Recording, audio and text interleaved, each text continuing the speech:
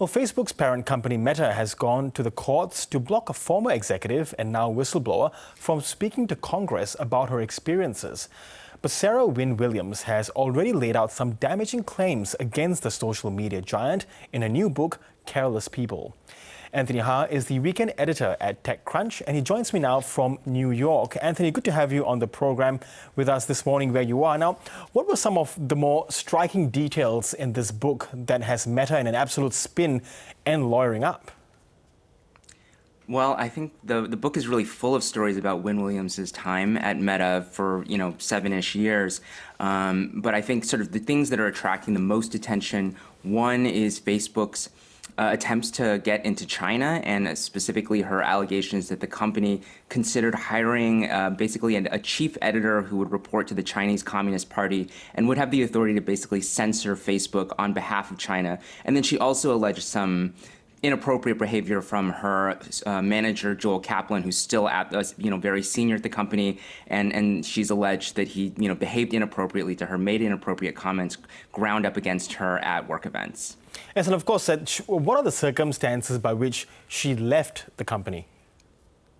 Well, the company says she was fired. And on what grounds? They don't go into a lot of details. They sort of say that they did investigate her allegations against Kaplan and found that they were misleading and inaccurate.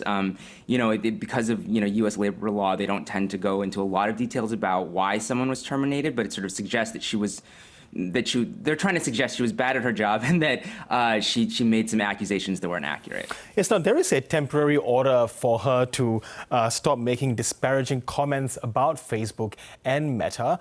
So why is Meta doing that when all the alleged dirty laundry is already out in the book? Is it not only giving more attention to book sales itself? Yes, it certainly does seem to be helping book sales. I mean, it was the #3 book on Amazon for a while. It's a New York Times bestseller. I'm not sure that you have this level of sales if you don't have Meta sort of trying to crack down on the book. Now, there's this feeling of, wow, this is the book that Meta and Mark Zuckerberg don't want you to read. One point that the company does make is they say, look, if Congress wants to talk to Sarah Wynne Williams, that's completely separate. We're focused on the book and saying that she shouldn't be promoting or making more sales of this book as opposed to, government testimony.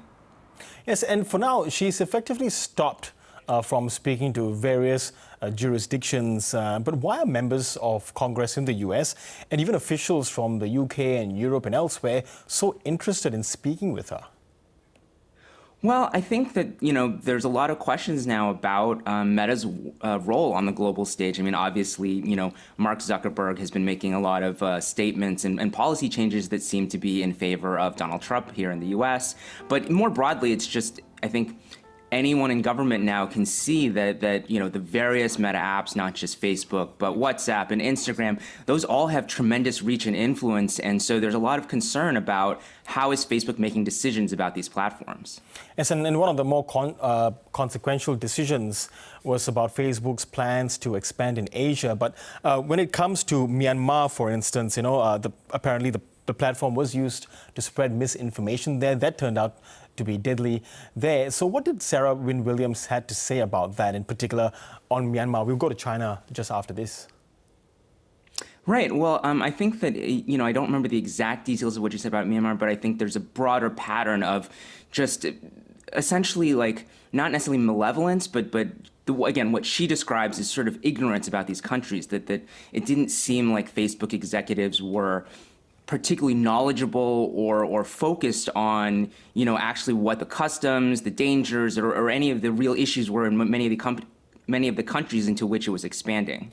Yes, and of course, there were those plans, you spoke about that earlier, to expand into China, but can Facebook simply say, look, they're a business, they want to expand, and they're not really beholden to democratic values to operate in a country that doesn't have democratic mechanisms and is a communist state?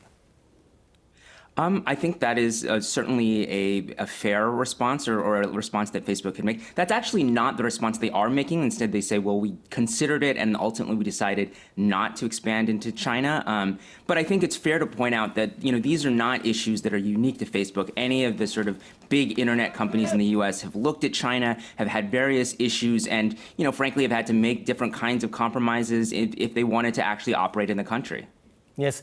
And do you believe that Facebook will still continue? I know that they haven't said anything publicly, but do you believe that in the back doors that they are still trying to crack the China market one day? You have to assume that there are plans somewhere, because I think that, one of the imperatives for almost any of these internet companies is just continual growth. And I think leaving China off the table forever, it seems like they would have to at least be considering it. I don't know that it's near the top of the list. There may be all sorts of other strategies that are much higher priorities. Okay, let's go back to Sarah Wynne Williams, and a few of her current and former colleagues have criticized her accounts as lies and exaggerations. So, has her credibility been put into question here? I think certainly it's something that each reader should sort of decide for themselves. There are, her coworkers, some of them have said that this is not an accurate book. There are others who've kind of come out and said that they do support her version of events. So it's not universal condemnation. I think, to me, what's most striking is that what Facebook has focused on in terms of its statements is less really getting into refuting the details of what she's claimed, and in general, really focusing more on all this China stuff is 10 years old at this point, which is, maybe true, but is not exactly a refutation. Yes, and given that's happened quite a long time ago, what do you think has been her motivation to blow the whistle, given she was a senior executive? Well, I think you can see, I can't read her mind, but I think that there have been a number of Facebook executives in recent years who have had maybe some regret about the role they played at the company, are maybe not so sure now that Facebook and its various apps play a beneficial role in the world. At the same time, of course, and this isn't to undermine her in any way, but there is a commercial imperative. There is a market for people to criticize Facebook right now, as the sales of her book show. Yes, and finally, Anthony, in more recent times, Meta and other tech companies, Amazon, for instance, are cozying up to the Trump administration. Has this been causing discomfort, particularly for its billions of users? I think certainly you can see, a lot of users are unhappy. And I think actually what's been more striking immediately is a sense that even the employees at these companies are not necessarily happy about it.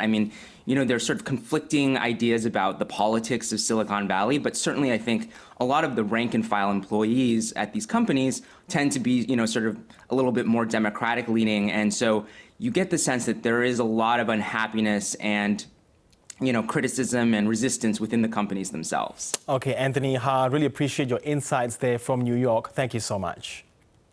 Thank you for having me.